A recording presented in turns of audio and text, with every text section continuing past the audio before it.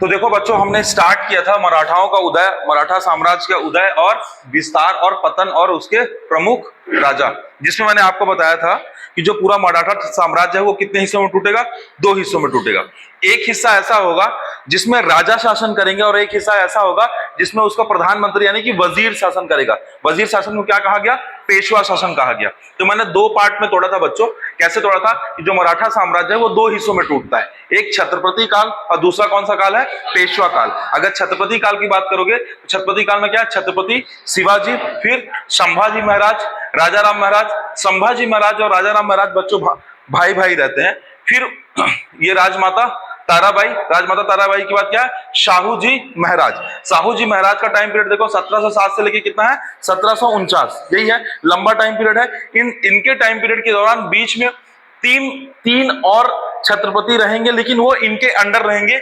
इनके बाद में देखोगे शिवाजी जो द्वितीय है और राजा राम द्वितीय है वो किसके अंडर काम करेंगे, शाहू जी महाराज के अंडर काम करेंगे। और बाद में अंतिम में कौन रहेगा, संभाजी महाराज रहेंगे, जो 1749 से लेकर 1760 तक रहेंगे।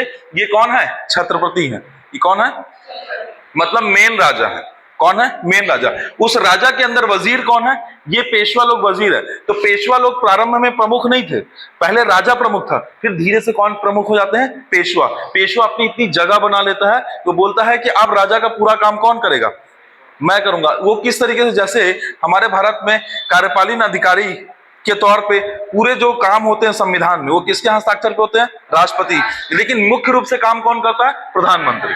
समझ गए, उसी टाइप का कॉन्सेप्ट है, समझिएगा। तो क्या हुआ बच्चों, जब साहू जी महाराज आए 1707 से लेकर 1749 तक जब शासन था, तो 1713 में बालाजी विश्वनाथ नाम के एक वजीर, जो उनके क्या रहते हैं, प्रधानमंत्री रहते हैं या पेशवा रहते हैं, वो पेशवा शासन की शुरुआत करते हैं। और बालाजी विश्वनाथ सबसे पहले पेशवा बनते हैं 1713 से लेकर 1720 तक।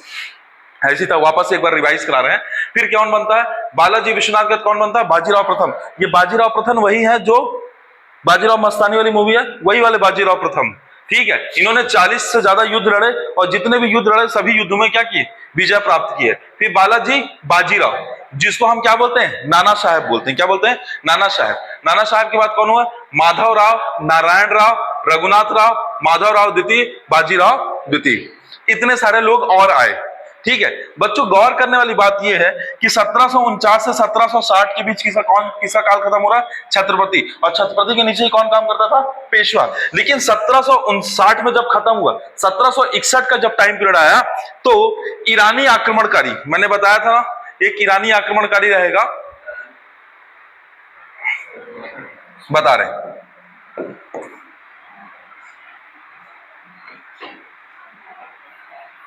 थोड़ा सा समझिएगा ना, लेक्चर स्टार्ट हो गया। अगर आप बात करेंगे इसकी, आपको पता है बच्चों,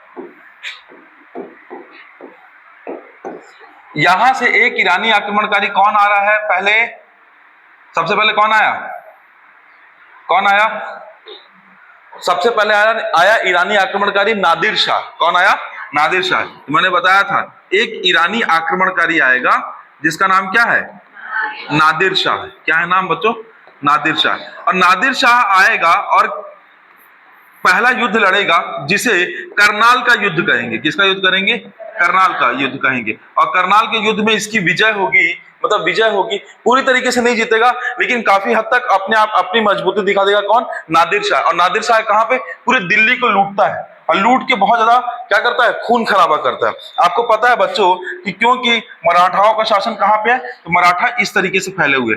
अब बच्चों मराठाओं के बारे में थोड़ा सा और, अब जब आज मैं शिवाजी पढ़ाऊंगा शिवाजी से क्लियर होगा। ये मराठा अपना एक्सटेंशन कहां तक लेगा, इस क्षेत्र तक। ये मराठा और कहां तक फैले, यहां तक। ये मराठा कहां तक पहुंच गए थे, बिहार तक पहुंच गए थे। और ये मराठा यहां तक पहुंचे, दिल्ली तक। फिर ये मराठा कहां तक पहुंच गए, पानीपत तक। कहां तक पहुंच गए, तो मराठा अपना इस तरीके से विस्तार कर रहे थे। इसलिए गोरिल्ला युद्ध नीति का प्रयोग करते थे और क्या, और देसी राजाओं के साथ क्या, संधि करके अपने क्षेत्र का विस्तार करते जाते थे। कौन ऐसा कर रहा था, मराठा कर रहे थे। ये कब की बात है, तो बच्चों जब नादिर शाह अटैक करता है भारत पे, तो 1739 इकाई की बात है। कब की बात है, मैंने आपको बताया था कि नादिर शाह का एक और बेटा है जिसका नाम क्या है, आदिल अहमद शाह अब्दाली, यही बताया था आपको। ये अहमद शाह अब्दाली वापस से अटैक करता है बच्चों। ये कब अटैक करता है? ये अटैक करता है 1748 में। कब अटैक करता है? 1748 में। 1748 में अटैक करता है और ये बुरी तरीके से पराजित होता है। कौन? अहमद शाह अब्दाली। वापस से ये अहमद शाह अब्दाली फिर अटैक करेगा। कब अटैक करेगा? तो ध्यान दीजिएगा, ये अहमद शाह अब्दाली पानीपत का तृतीय युद्ध,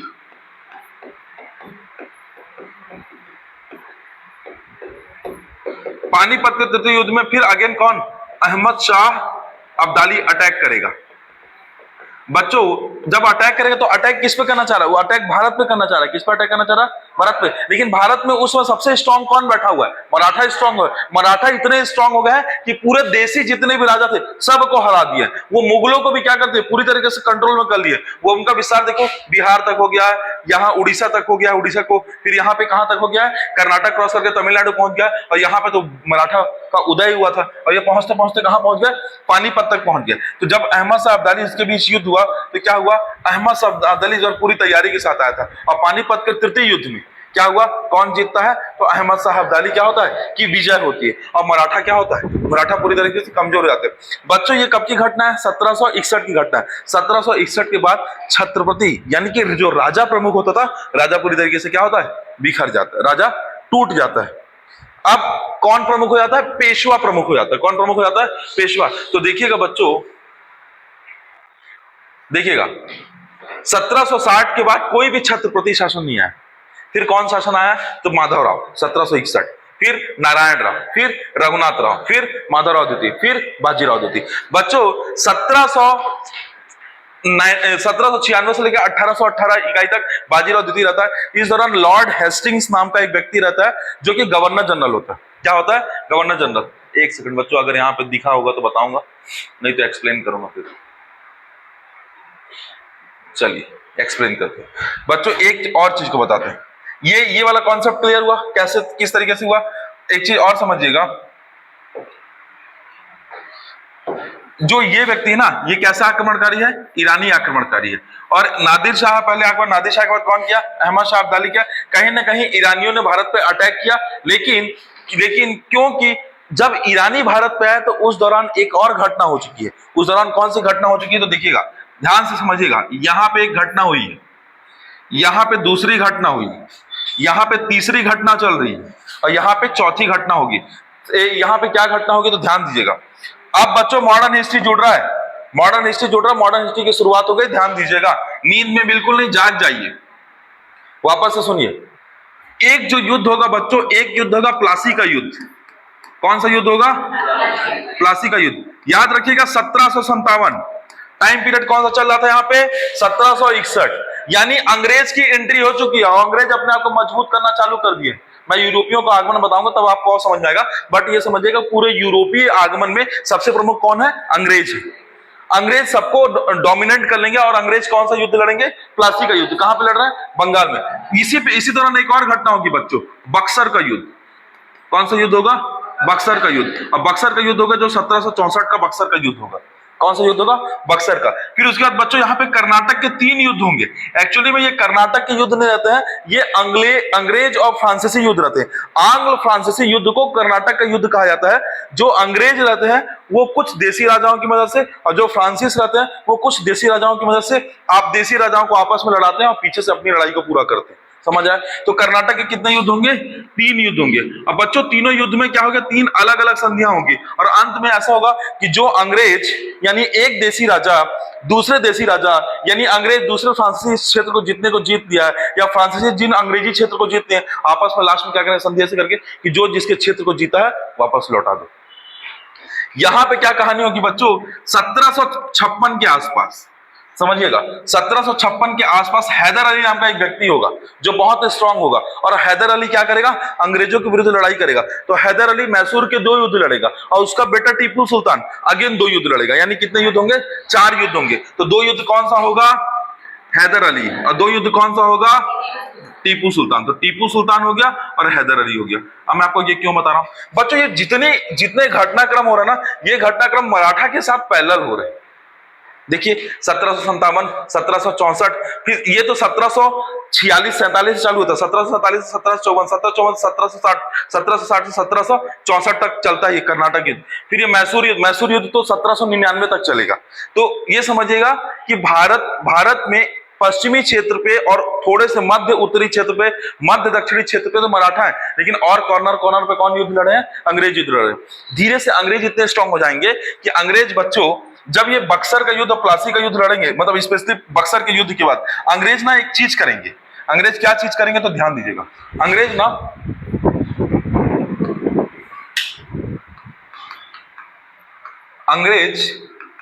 एक्ट पॉलिसी लेके आ जाएंगे। क्या लेके आ जाएंगे?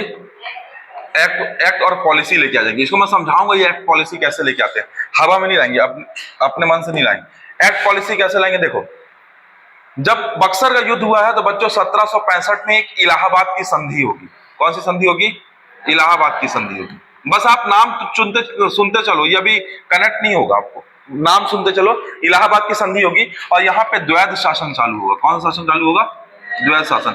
और बच्चों धीरे से थोड़ा सा और आगे बढ़ेंगे तो 1773 में एक रेगुलेटिंग एक्ट आ जाएगा। कौन आएगा? वॉरेन हेस्टिंग्स, है ना। फिर उसके बाद 1773 के बाद 1784 का पिट्स इंडिया एक्ट आ जाएगा। कौन सा एक्ट आ जाएगा? Pitt's India act. ये एक्ट क्या है? एक्ट ये है बच्चों कि अंग्रेज अपने साम्राज्य का विस्तार कर रहे हैं और साम्राज्य का शासन किस तरीके से होगा उसके लिए एक नियमावली बनाएंगे। जो नियमावली क्या कहलाएगी? एक्ट कहलाएगी। क्या कहलाएगी? एक्ट कहलाएगी। धीरे से बच्चों इसी तरीके से 1792 में आएगा, 1813 में एक एक्ट आएगा। 1813 के एक्ट के चार्टर एक्ट आ जाएगा इसमें। 1813 में जब चार्टर एक्ट आएगा ना बच्चों, तब तक अंग्रेज बहुत मजबूत हो जाएंगे। और अंग्रेज जितने भी क्षेत्रीय राजा हैं, क्या बोल रहा हूं? क्षेत्रीय राजा, पूरे क्षेत्रीय राजाओं का दमन करने लगेंगे। तो यहां से किसको हरा दिए? बंगाल के राजा को हरा दिया, यहां से हैदराबाद के राजा को हरा दिया, यहां से मैसूर के राजा को हरा दिए। यहां से आप किसको काउंटर कर रहे हैं? तो मराठा को काउंटर कर रहे हैं। और मराठाओं के साथ अंग्रेजों के 3 युद्ध होंगे। बताया था मैंने, 3 युद्ध बताया था। अरे कहां बताया था? देखो दिखेगा, हाँ सब बताया हूं ना। मैं वही वाला वो फाइल देख रहा हूं, कहां दिख नहीं रही। ये बताया था ना कभी, इसके पहले लेक्चर में बताया था क्या? हाँ इसके पहले लेक्चर में बताया था। देखिएगा यहां पे, देखिएगा मराठाओं के साथ बच्चों 3 युद्ध होंगे। कितने युद्ध होंगे? 3 युद्ध होंगे। और तीनों के लिए एक अलग अलग संधि होगी। देखिएगा, एक संधि होगी बच्चों जो कि कब होगी? 1782 में। एक संधि होगी 1802 में। एक संधि होगी 1818 में। अच्छा, 1782 में एक संधि होगी जिसे सालबाई की संधि कहेंगे। कौन सी संधि कहेंगे? सालबाई की संधि कहेंगे। फिर कौन सी संधि होगी? बसीन की संधि। फिर कौन सी संधि होगी?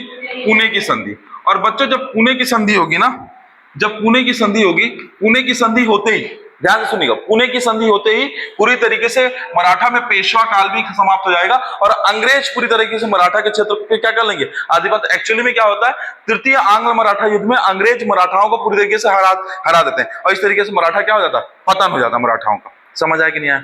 मराठा का क्या हो जाता है? पतन हो जाता है। उस जो व्यक्ति पतन करता है, अच्छा जो ये एक्ट लेके आते हैं इसका एक गवर्नर जनरल होता है। कौन होता है?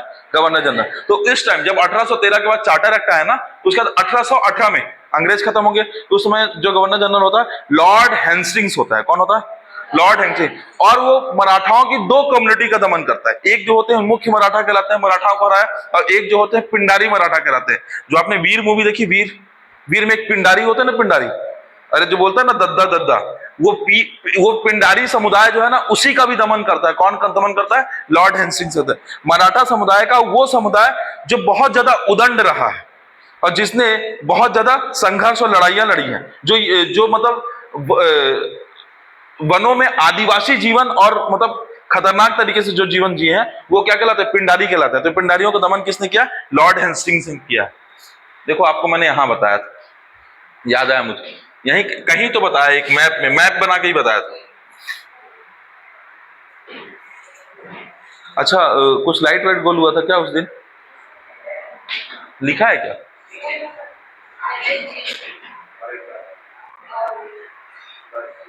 अच्छा ये देखो 3 संधि, हाँ वही तो मैं बता रहा था, कहीं तो बताया था मैं आप लोग को। ठीक है, तो लॉर्ड हेस्टिंग्स क्या करता है बच्चों? 1818 में क्या करता है? हाँ, दमन कर देता है। इस तरीके से मराठाओं का क्या हो जाता है? दमन हो जाता है। अब मैं आपको बोला था कि मराठाओं के अलग अलग राजाओं के बारे में, उदय के बारे में बताऊंगा। तो मराठाओं का इस तरीके से उदय हुआ। मराठा के उदय के कारण क्या थे? एक भौगोलिक जटिलता, क्योंकि जहां पे मराठा साम्राज्य था, यहाँ पे कौन सा था? सतपुड़ा पर्वत था। यहाँ पे कौन सा था? विंध्याचल। तो सतपुड़ा पर्वत को पार करके एक मुगल शासक को कहां पे? दक्कन के पठार वाले क्षेत्र में आना एक टफ टास्क था। तो इसलिए मराठा अपने आप को उदय करने में सफल रहे। फिर भक्ति काल का प्रभाव रहा। भक्ति काल में देखो, जैसे कि मैंने बताया, समर्थ गुरु रामदास किसके गुरु हैं? शिवाजी के गुरु। बच्चों, वो धरकरी संप्रदाय के क्या है? संस्थापक के माने जाते हैं। वो किस संप्रदाय के संस्थापक माने जाते हैं? तो धरकरी संप्रदाय के संस्थापक माने जाते हैं। अब बच्चों, आज जो मैं पढ़ने जा रहा हूं कि मराठाओं के संदर्भ में मैं आप लोगों को बताने जा रहा हूं कि शिवाजी के बारे में। वहां से स्टार्ट करते हैं, फिर आगे बताते हैं आपको।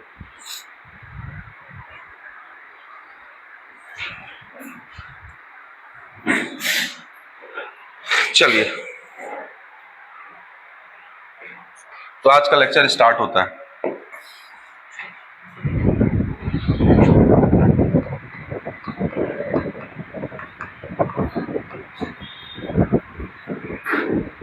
बच्चों, मराठा हिंदू राज्य के संस्थापक किसको माना जाता है? शिवाजी को माना जाता है। तो शिवाजी का जो टाइम पीरियड रहा है बच्चों, 1627 से लेके 1680 इकाई तक रहा है। 1627 से लेके कब तक रहा है? 1680 इकाई तक रहा है। अब इनके बारे में समझिएगा क्या क्या महत्वपूर्ण बातें हैं। देखिए, इनका जो जन्म हुआ है, इनका जन्म 20 अप्रैल 1627 को शिवनेर के दुर्ग में हुआ है।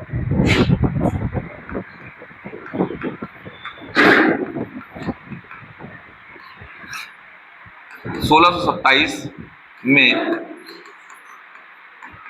शिवनेर के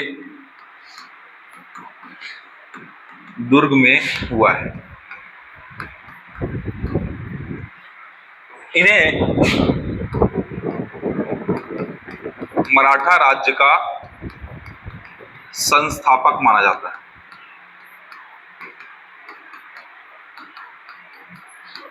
इनका जन्म कब हुआ बच्चों? 20 अप्रैल को 1627 को शिवनेर दुर्ग में हुआ है। कहां हुआ है? शिवनेर। इनके पिताजी का नाम शाहजी भोसले था। क्या नाम था? शाहजी भोसले। और माता का नाम जीजाबाई। तो पिता, माता।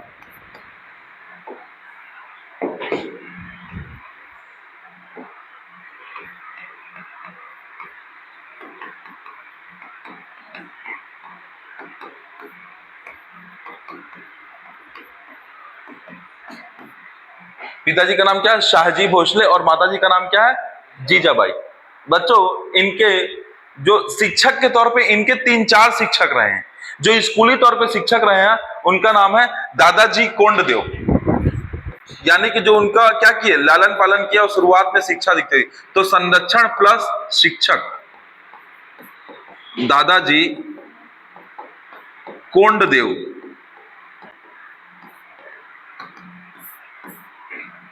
दादाजी कोंडदेव रहे। और बच्चों, इनके आध्यात्मिक गुरु की बात करोगे, इनके आध्यात्मिक गुरु समर्थ गुरु रामदास रहे। मैं कैसे गुरु की बात कर रहा हूं बच्चों? आध्यात्मिक गुरु की बात कर रहा हूं। समर्थ गुरु रामदास रहे। रामदास के संदर्भ में ये सच्चाई है बच्चों कि वो स्पेशली धनकरी संप्रदाय के संस्थापक रहे और भक्ति आंदोलन में 16वीं शताब्दी में इन्वॉल्व रहे। तो कौन सा संप्रदाय? धनकरी संप्रदाय के प्रणेता।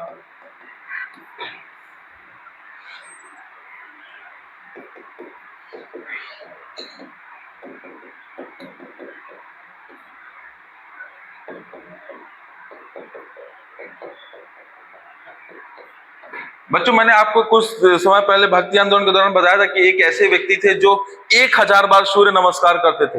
वो व्यक्ति यही है, समर्थ गुरु रामदास, जो सुबह उठ के प्रातः काल में 1000 बार सूर्य नमस्कार करते हैं। और सूर्य नमस्कार के कॉन्सेप्ट को क्या है, भारत में मिडिवल हिस्ट्री में सबसे ज्यादा बढ़ाने का काम किया, योग गुरु के फॉर्म में। ठीक है, याद रखिएगा। संरक्षण शिक्षक कौन है? दादाजी कोंडदेव। और आध्यात्मिक गुरु कौन है? समर्थ गुरु रामदास। यानी शिवाजी के कितने गुरु थे? 2 गुरु थे। अच्छा, शिवाजी के बच्चों, जब शिवाजी का जन्म हुआ और शिवाजी धीरे धीरे धीरे धीरे साम्राज्य का विस्तार किए, है ना। और 1674 के आसपास की बात है, यानी इनके राज्याभिषेक की अगर बात करेंगे बच्चों, राज्याभिषेक मतलब जब इनको किसी प्रशासन में बैठाया गया हो और अभिषेक किया गया हो। क्योंकि प्रारंभ में देखिए ऐसा समझिएगा बच्चों, प्रारंभ में ये निश्चित रूप से तो अपना राज्य नहीं बना पाए थे, लेकिन जब इन्होंने अपने राज्य क्षेत्र निर्धारित किया तो इनका राज्याभिषेक हुआ। राज्याभिषेक जो हुआ बच्चों वो 1674 में ही 2 राज्याभिषेक हुए, 2 बार राज्याभिषेक हुआ है। एक वैदिक विधि से हुआ है और एक तांत्रिक विधि से हुआ है, 2 विधि से हुआ है। बच्चों क्या क्या बोल रहे हैं, एक वैदिक विधि से पूछता है क्वेश्चन इसलिए बता रहे हैं, और एक तांत्रिक विधि से। 2 बार राज्याभिषेक हुआ है, वैदिक विधि से और तांत्रिक विधि से। एक काशी के प्रसिद्ध विद्वान गंगा भट्ट ने किया है। किसने किया है? गंगा भट्ट ने राज्याभिषेक। पंडित होता है ना जिस राज्याभिषेक करवाता है, तो एक तरफ कौन है? गंगा भट्ट। गंगा भट्ट जी हैं जिन्होंने क्या कराया है? राज्याभिषेक कराया है। और एक और गुरु जो है उनका नाम है निश्चलपुरी गोस्वामी। क्या नाम है? निश्चलपुरी गोस्वामी।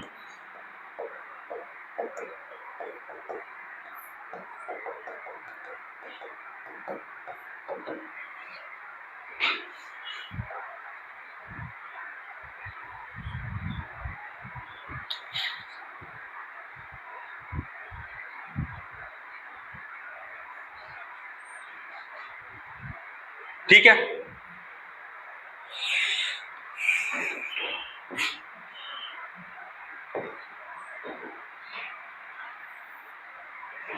शिवाजी के संदर्भ में यह कहा जाता है बच्चों कि शिवाजी की 2 पत्नियां थी, पर कुछ किताबों में निश्चलपुरी, हाँ, शिवाजी की 2 पत्नियां थी कुछ किताबों में बताता है, पर मैं आपको यहां पे 3 पत्नियों के बारे में जिक्र करूंगा।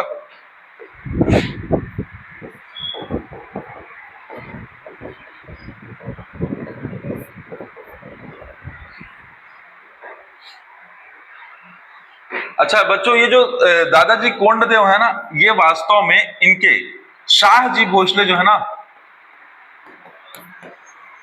जो उसके पिता थे, के परम मित्र थे। और सैनिक के जितने भी निपुण गुण सिखाए हैं वो किसने सिखाया है? दादा कोंडदेव ने सिखाया है। अच्छा, पत्नियों की बात कर रहे थे, साई बाई, सोयराबाई, और मुख्य रूप से जो उल्लेख मिलता है पुतली बाई का मिलता है। Putli Bai, psi by, Soyra by और पुतली बाई।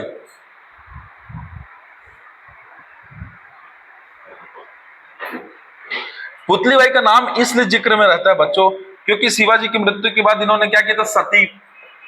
सती किया था पुतली बाई ने, इसलिए इनका नाम जिक्र में रहता है। ठीक है,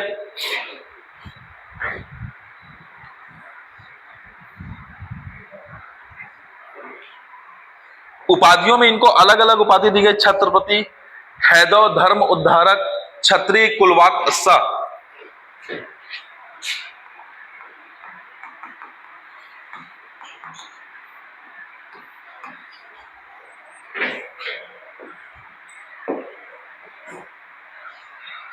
एक छत्रपति की उपाधि, अलग अलग उपाधियां मिलेंगी बच्चों। एक छत्रपति की उपाधि, एक राजा की उपाधि का जिक्र नहीं मिलता है, बट उनको राजा की उपाधि भी किसी ने दी थी। और एक दो धर्म उद्धारक, हैदव धर्मोद्धारक, हैदव धर्मोद्धारक, हैदव धर्मोद्धारक, क्षत्रिय कुलवाकसा, ये उपाधियां दी गई थी किसको? शिवाजी को। और इनके बारे में महत्वपूर्ण बातों में 3 पत्नियां हो गई, राज्याभिषेक हो गया, आध्यात्मिक गुरु हो गया, संरक्षक शिक्षा गुरु हो गए, माता पिता हो गए, उपाध्याय हो गए। मृत्यु उनकी 1680 में हुई थी बच्चों। ये मृत्यु हुई थी रायगढ़ के किले में।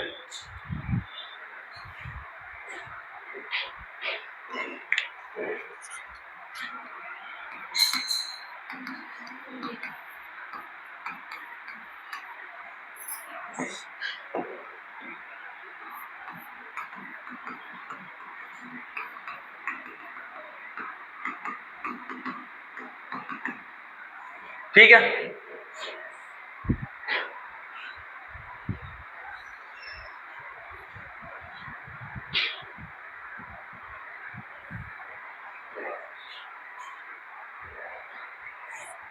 अच्छा, इनके बारे में ये कहा जाता है बच्चों, इनके संदर्भ में जीवनी बखर नामक एक किताब है बच्चों, जिसमें किसकी जीवनी के बारे में उल्लेख किया गया, शिवाजी की जीवनी के बारे में उल्लेख किया गया है, जिसे सभासद नामक व्यक्ति ने लिखा है।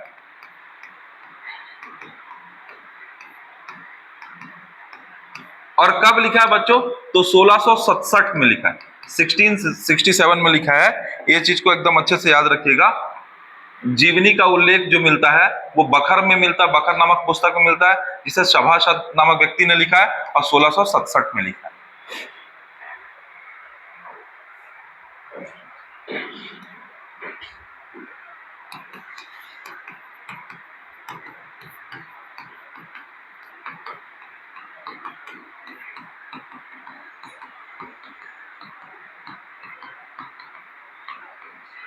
शिवाजी ने बच्चों अपने जीवन काल में ब्राह्मणों की रक्षा करने का व्रत लिया था।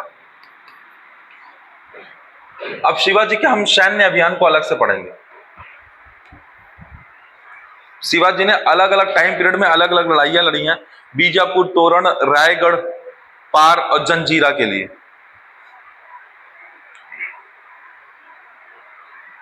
याद रहेगा इतना? याद कीजिए, याद करते हुए पढ़िए।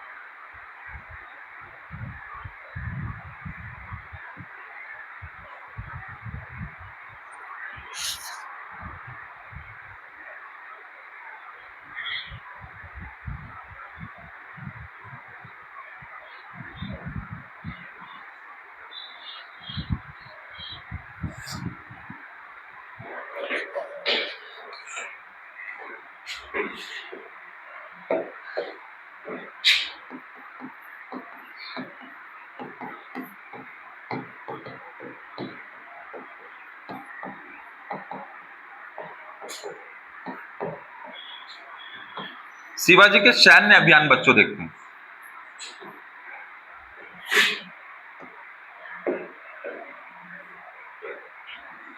एक डेट याद रखना है आपको, 1643। एक डेट याद रखना, आपको याद रखना 1646, एक 1654, 1656, 1659। अलग अलग क्षेत्र हैं बच्चों, 1643, 1646, 54, 56 और 59। सबसे पहले वो बीजापुर पे अटैक करते हैं, बीजापुर पे। इसमें वो तोरण पर अटैक करते हैं। कौन कौन सा? बीजापुर पर अटैक करते हैं, और फिर कौन सा, किस पर अटैक करते हैं? तोरण पर अटैक करते हैं। तीसरा रायगढ़ क्षेत्र। चौथा औरंगजेब के विरुद्ध।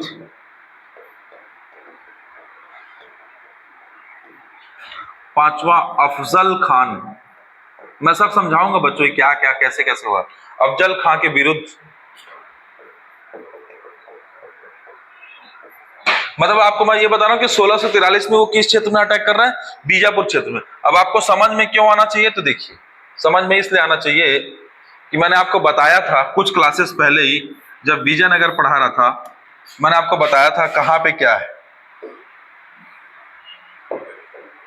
देखिए ये क्षेत्र कौन सा है? यही तो है बीजापुर क्षेत्र। कौन सा क्षेत्र है? बीजापुर क्षेत्र है। अच्छा, यहां पे मैंने आपको बताया था ये बहमनी क्षेत्र हुआ करता था। और नीचे कौन सा क्षेत्र हुआ करता था? विजयनगर क्षेत्र होता था। तो इसको कौन सा क्षेत्र बोलते हैं? गोलकुंडा बोलते थे कि नहीं बोलते थे? बोलते थे ना, गोलकुंडा क्षेत्र। ठीक है, फिर यहीं पे बीदर क्षेत्र हुआ करता था। यहाँ पे अहमदनगर क्षेत्र हुआ करता था। याद करो, सब पहले बताया हूं अभी जब बैमनी। तो ये कौन सा क्षेत्र है? बीजापुर। ये कौन सा क्षेत्र है? गोलकुंडा। ये कौन सा क्षेत्र है? बीदर। ये कौन सा क्षेत्र है? अहमदनगर। ठीक है, अब मराठा अपना एक्सपेंशन करना चालू कर रहे हैं। तो सबसे पहले अटैक कहां किए? बीजापुर में अटैक किए। कहां अटैक किए? बीजापुर में। प्रथम सैन्य अभियान किए बीजापुर में, जहां पे उन्होंने सिंहगढ़ का किला पर अधिकार किया। किस किले पर अधिकार किया है? तो सिंहगढ़ के किले पर अधिकार किया है। यहां पे यह लिखेंगे, सिंहगढ़ के किले पर अधिकार। पहला अटैक कहां हुआ? बीजापुर में हुआ। और वहां पे कौन सा किला? तो सिंहगढ़ का किले पे अधिकार किए। दूसरा, तोरण के किले पर अधिकार।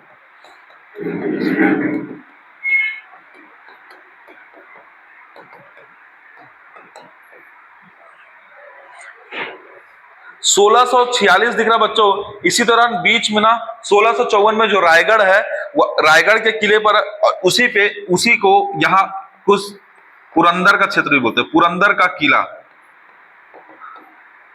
पर अधिकार। कौन कौन सा किला हो गया? सिंहगढ़ का किला हो गया, दूसरा तोरण का किला हो गया, तीसरा पुरंदर का किला हो गया। ठीक है, तीनों किले याद हुए बच्चों। 1656 में वापस से जब ये क्या करता है, ऐसा है, थोड़ा सा गड़बड़ है बच्चों। यहाँ पे एक डेट थोड़ी सी मिसमैच है, मिसमैच में नहीं, सही है।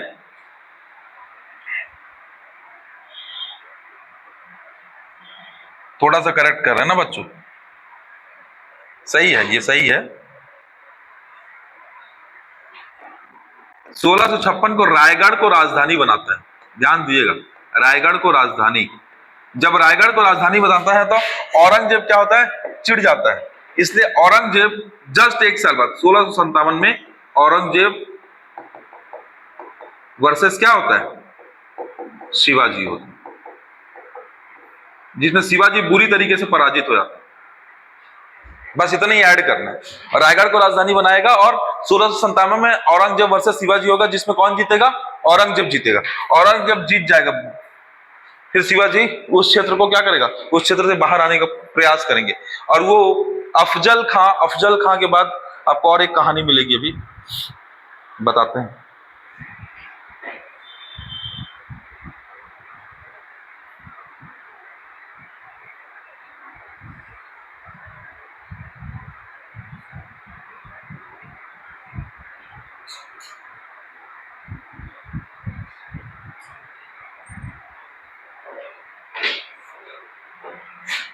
इसको मैप में बताना जरूरी है, मैप बनाते हैं, लिख लीजिएगा बच्चों। थोड़ा सा मैप बना के मैं थोड़ा एक चीज समझा दूं।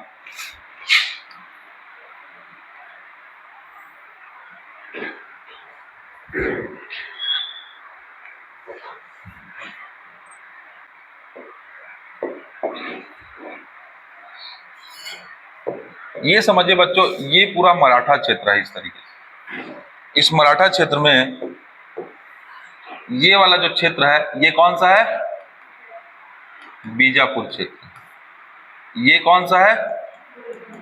गोलकुंडा क्षेत्र। ठीक है बच्चों, इसके अलावा देखो, कोंकण, माहुल, कोंकण और माहुल, देख, कोंकण क्षेत्र, गोवा क्षेत्र है, कोंकण तट बोलते हैं, कोंकण क्षेत्र, माहुल क्षेत्र और भिवंडी, ये तीन क्षेत्र, कोंकण, माहुल और भिवंडी। भिवंडी क्षेत्र में ना, ये भिवंडी क्षेत्र स्पेशली आपको याद रखना है। इस बच्चों, जब औरंगजेब ने किसके विरुद्ध लड़ाई लड़ी? शिवाजी के विरुद्ध लड़ाई लड़ना प्रारंभ की, तो इसने क्या किया? और शिवाजी ने सबसे पहले नौसेना का गठन किया। किसका गठन किया? नौसेना का गठन किया। और नौसेना का गठन करने के बाद किसको प्रमुख क्षेत्र बनाया? तो भिवंडी को क्या बनाया? प्रमुख क्षेत्र बनाया, प्रमुख मुख्यालय क्षेत्र बनाया। तो बच्चों, एक बीजापुर क्षेत्र हो गया, एक गोलकुंडा क्षेत्र हो गया, बीच में ये क्या है, अहमदनगर क्षेत्र हो गया, यहीं पर रायगढ़ क्षेत्र हो गया। कौन सा क्षेत्र हो गया, रायगढ़ क्षेत्र हो गया, देखिएगा ये रायगढ़ क्षेत्र। और यहीं पे तोरण है बच्चों, यहीं पे तोरण है, यहीं पे तोरण क्षेत्र है। तोरण, बीजापुर, गोलकुंडा, अहमदनगर, रायगढ़ और कोंकण, माहुल, भिवंडी। तो बच्चों ये समझिएगा, ये जो है बच्चों, ये स्पेशली 1657 में, कब, ये कब है बच्चों, 1643 में, ठीक है। ये कब है, रायगढ़ वाला क्षेत्र कब है, 1654 में, और फिर इसका 54 के बाद एक बार और यूज होगा 56 में। तोरण क्षेत्र ये कब है, 1646 में। इस तरीके से याद रखिएगा। मैप अगर आपको याद रहेगा तो चीजें याद रहेंगी अच्छे से, ठीक है। क्लियर हुआ कि नहीं हुआ?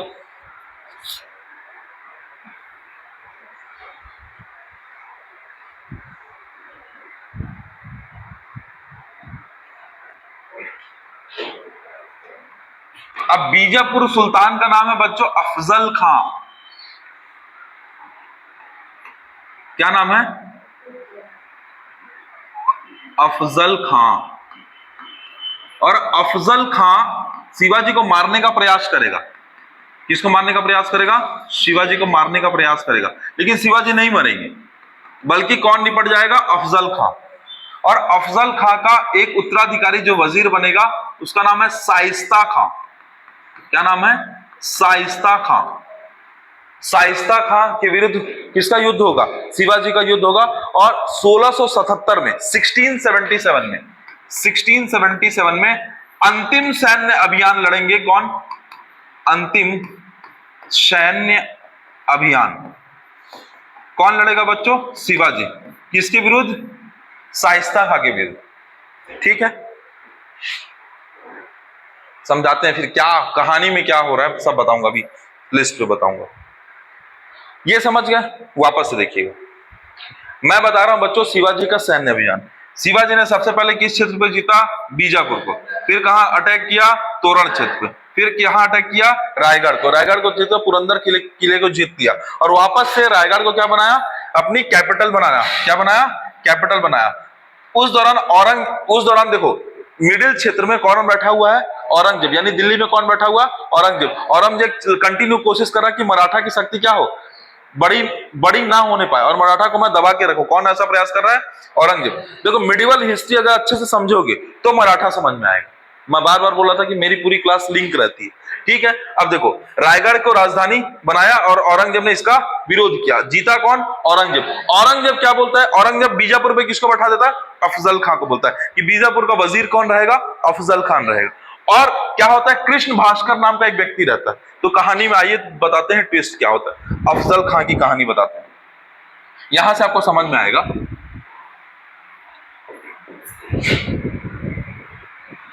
अफजल खां कौन है बच्चों, बताओ, अभी बताया था। बीजापुर का क्या है, वजीर है, बीजापुर वजीर है। अब वो बीजापुर वजीर क्या करता है, क्या चालाकी करता है, वो क्या करता है, वो कृष्ण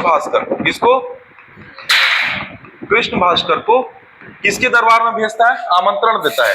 किसके दरबार में आमंत्रण देता है, शिवाजी को बुलाता है कि शिवाजी को बुलाता है, बीजापुर बुलाता है।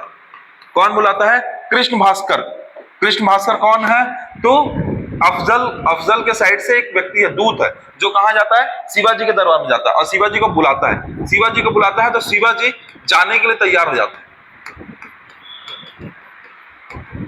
और अफजल खां चाहता है कि वह शिवाजी को क्या करे, शिवाजी को मारना चाहता है। अब याद रखिएगा अफजल खां कैसा व्यक्ति है, मुसलमान। और अभी मैंने बताया था शिवाजी की एक खासियत थी, शिवाजी ने ब्राह्मणों की रक्षा करने का व्रत लिया था।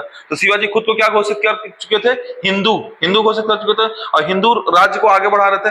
तो क्या करता है अफजल खां, क्या सोचता है कि किसी तरीके से मुस्लिम सत्ता को मजबूत किया जाए और शिवाजी को मारा जाए। और शिवाजी इसका अपोजिट सोचते हैं। तो शिवाजी को पहले से डाउट रहता है कि अफजल खां मेरे साथ क्या कर सकता है, गद्दारी कर सकता है। तो जाने के लिए तैयार हो जाते हैं। और दरबार में जब जाते हैं, आपको पता होगा आपने कहानियां सुनी होंगी कि दरबार में जब जाते हैं तो वो क्या करता है, गले मिलने का काम करता है।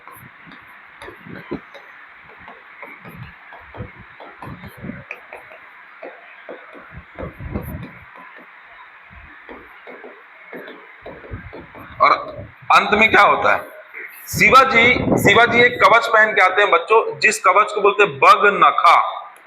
याद रखिएगा, जिसपे बग नखा मतलब जो उनका कवच होता है उसमें बाघ के नाखून जैसी चीजें होती हैं। तो बग नखा कवच में भी होता है और उनके हाथ में भी होता है। तो वो क्या करते हैं, कस के गले से पकड़ लेते हैं, क्योंकि पीछे से अफजल क्या करता है, मरवाना चाहता है। तो शिवाजी क्या करते हैं, बगनखा जो वस्त्र मतलब कवच रहता है उससे और हाथ में जो वो चीज रहता है उससे क्या करते हैं, किसकी हत्या कर देते हैं, अफजल खां की हत्या कर देते हैं। अब इससे क्या होता है बच्चों, इससे औरंगजेब और पागल हो जाता है, औरंगजेब एकदम क्रोध में आ जाता है। तो औरंगजेब के साथ युद्ध होगा। औरंगजेब इसको क्या करेंगे, शिवाजी को गिरफ्तार कर लेंगे और गिरफ्तार करके कैद कर लेते हैं। किसको गिरफ्तार कर लेते हैं, शिवाजी को गिरफ्तार करके क्या करता है, कैद कर लेता है। ठीक है, ये कहानी समझ में आए। आगे और कहानी है, इसमें थोड़ा सा एक बार देख लीजिए क्या क्या हुआ है। मुगलों के साथ अलग से संघर्ष को बताऊंगा, अलग अलग टाइम पीरियड में अलग अलग संघर्ष होगा। इतना पहले जानिए।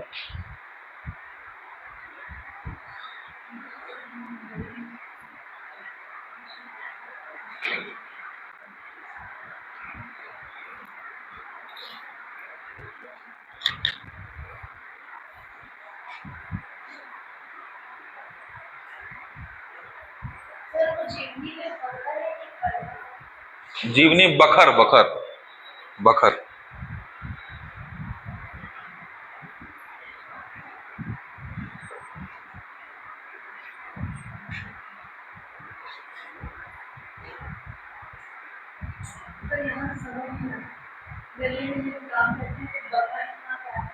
बगनखा बाघ का कवच है, बाघ के नाखून से बना हुआ कवच जिसमें विष होता है, जहर होता है।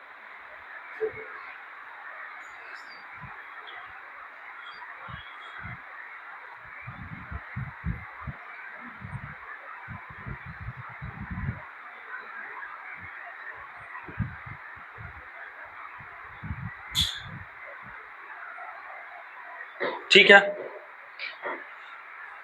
कहानी में ट्विस्ट। तो औरंगजेब क्या होता है, क्रोधित हो जाता है और औरंगजेब क्या करता है बच्चों, अब देखिएगा जहां अफजल खान है अब वहां पे कौन पहुंच जाता है, एक दूसरे व्यक्ति को अपॉइंट करता है। उस व्यक्ति का नाम क्या है, शाइस्ता खां। क्या नाम है, शाइस्ता खां।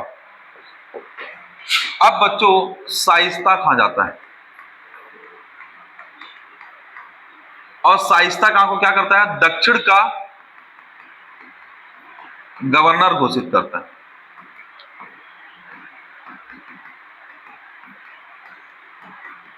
औरंगजेब ना बच्चों, औरंगजेब चाहता है कि, क्योंकि औरंगजेब को पता है कि शिवाजी बहुत मजबूत है, शिवाजी को औरंगजेब उस पर क्रोधित होता है, शिवाजी को पकड़ना चाहता है। तो शिवाजी को पकड़ने का षड्यंत्र रचता है। वो पहले किसको भेजता है, शाइस्ता खां को। कहां का गवर्नर बना के, दक्षिण भारत का गवर्नर बना के वो भेजता है। अब क्या होता है, चुपके से 1663 में 1663 में, मैं स्पेशली सन बता रहा हूं कब, 1663 में रात्रि में पुणे में शिवाजी किले में घुसकर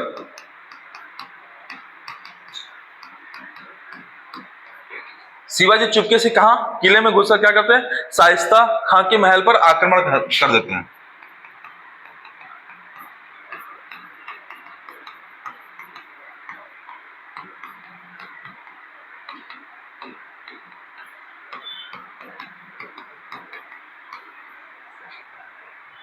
ठीक है, 1663 में। और किसको परास्त कर देते हैं, शाइस्ता खां को परास्त कर देते हैं। शाइस्ता खां की क्या हुई है, हार हुई है। अब काउंटर में औरंगजेब क्या करेंगे, तो देखना 63 में। ये कब की घटना है बच्चों, 59। देखो चल रहा ना, ऑर्डर लाइन में चल रहा है। 1659 अफजल खां के विरुद्ध ये चल रहा है, उसी लाइन में उसी क्रम को आगे बढ़ा रहे हैं। 1659 फिर क्या हुआ है, 1663 बच्चों। 1665 में अब एक नया व्यक्ति आएगा जिसका नाम है राजा जयसिंह। क्या नाम है? राजा जयसिंह। तो राजा जयसिंह को क्या करता है? राजा जयसिंह को जयपुर के लिए भेज देता है। ये मतलब राजा जयसिंह को भेजता है कहां? इस क्षेत्र भेजता है, दक्षिण भारत का गवर्नर बना के।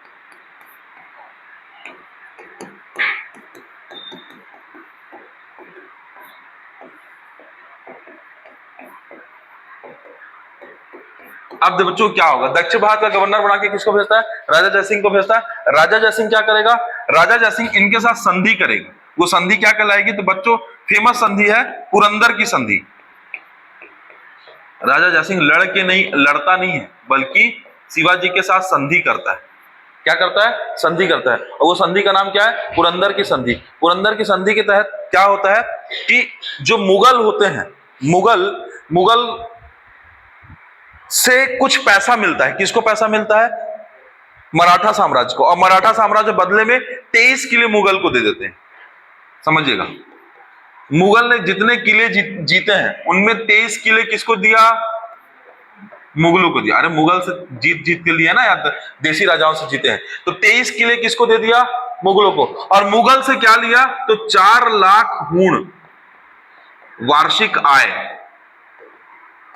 प्राप्त की। किससे प्राप्त की? मुगलों ने दिया। समझ आया क्या बोल रहा हूं? और साथ में जो शिवाजी का बेटा था, कौन था बेटा? तो शिवाजी का जो बेटा था संभाजी। क्या नाम है? संभाजी। संभाजी को 5000 रुपए पैसा देने का वादा किया। तो दो चीज, एक हो गया 4 लाख रुपए और दूसरा 5000 रुपए। समझो किसको मिला? संभाजी को। ठीक है, समझ आया कि नहीं आया? ये कौन सी संधि में हुआ है? पुरंदर की संधि में हुआ। पुरंदर की संधि में ये डील हुई। किसके साथ हुई ये डील? मुगलों के साथ। इतना नोट करो, फिर आगे बताएंगे क्या और हुआ। अब क्या होता है? अब शिवाजी खुश हो जाते हैं कि भाई मुगल हमारे हिसाब से चलने लगे हैं। तो क्या होता है? जब मुगल हमारे हिसाब से चलने लगे, कौन बोलता है? किसको लगने लगता है? शिवाजी को लगने लगता है मुगल हमारे हिसाब से चलने लगे हैं। तो शिवाजी को फिर बुलाता है औरंगजेब कि आप आओ हमसे दरबार में मिलो। तो शिवाजी तैयार हो जाते हैं, औरंगजेब के दरबार में चल देते हैं। ठीक है, अब क्या होता है? औरंगजेब के जब दरबार में जाते हैं तो किसी चीज के लेके औरंगजेब और उनके बीच क्या हो जाता है? खींचातानी हो जाता है। और मतलब खींचातानी हो जाता है, और बगैर सम्मान के वो वापस चले जाते हैं। कौन? शिवाजी। अरे मुगल राजा है, मुगल देश का राजा है। देश के राजा के सामने क्षेत्रीय राजा क्या हो जाता है? क्षेत्रीय राजा सम्मान नहीं करता, तो देश का राजा क्या होता है? नाराज होता है। तो अब इस दौरान औरंगजेब अपनी पूरी ताकत लगाता है और शिवाजी को क्या करता है? कैद कर लेता है। और कैद करके जयपुर भवन के किले में, कहां पे? जयपुर भवन के किले में, आगरा में कैद कर लेता है। तो याद रखिएगा, औरंगजेब क्या कर रहा है बच्चों? कैद कर रहा है। किसको कैद कर रहा है? शिवाजी को कैद कर रहा है। अरे नहीं कैद किया था, रुको। और कैद यहां पे था, औरंगजेब क्रोधित था और शिवाजी को कैद करेगा। तो ये कैसे करेगा? इतना रणनीति अपनाएगा। शिवाजी भी मूली बात थोड़ी है, उठाए खाए पिए खत्म। तो इतनी सारी प्रोसेस किया। कैसे किया? जयसिंह ने उसके साथ संधि की है। जयसिंह कौन है? अफजल खां की जगह आया शाइस्ता खां। शाइस्ता खां को मार दिया है कौन? शिवाजी। शाइस्ता खां के बाद कौन आया? जयसिंह आया। जयसिंह का नाम नहीं लिखा हो क्या कहीं? एक जयसिंह आया। अब जयसिंह क्या कर रहा है? पुरंदर की संधि कर रहा है, शिवाजी को खुश कर रहा है। खुश कर दिया तो शिवाजी एकदम खुश हो गए कि हाँ चलो ठीक है। अब शिवाजी को कौन बुलाता है? औरंगजेब। और औरंगजेब वर्सेस शिवाजी होता है, तो शिवाजी को क्या कर लिया जाता है? कैद करके कहां रख देते हैं? तो जयपुर भवन, ये कहां है? आगरा में। वहां कैद कर लिया जाता है। किसको? शिवाजी।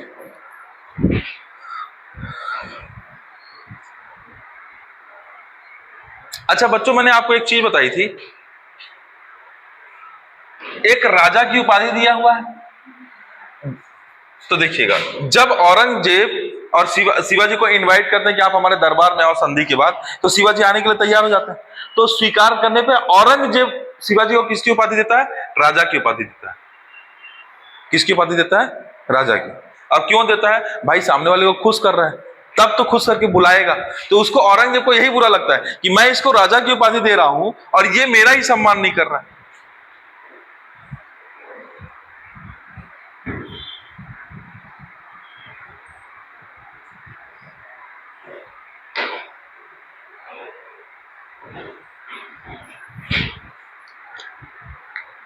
एक बार देखिए बच्चों, फिर मैं एक लाइन और बताता हूँ, फिर खत्म हो जाएगा।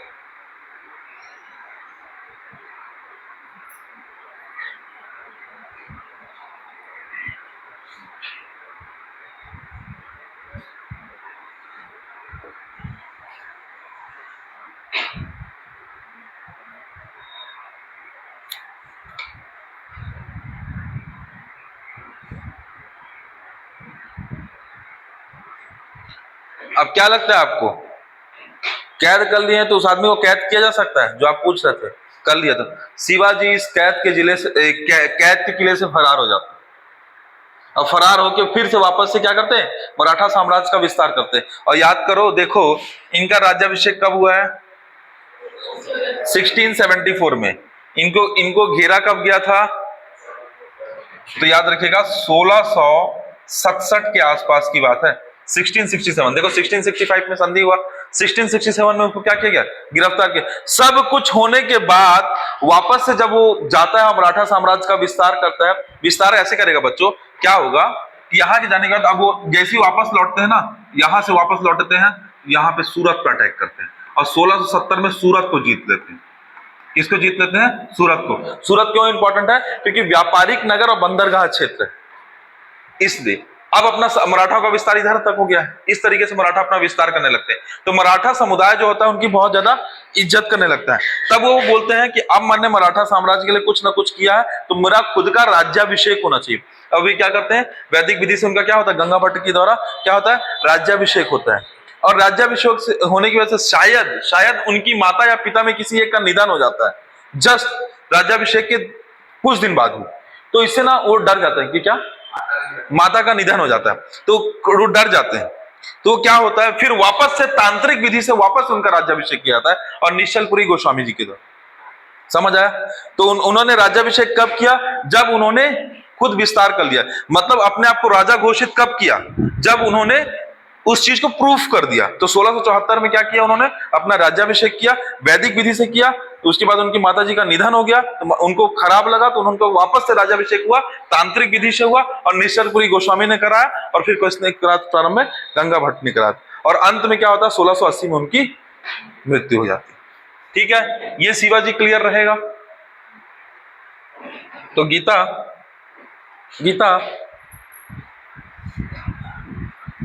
अब मुझे एक चीज बताइए,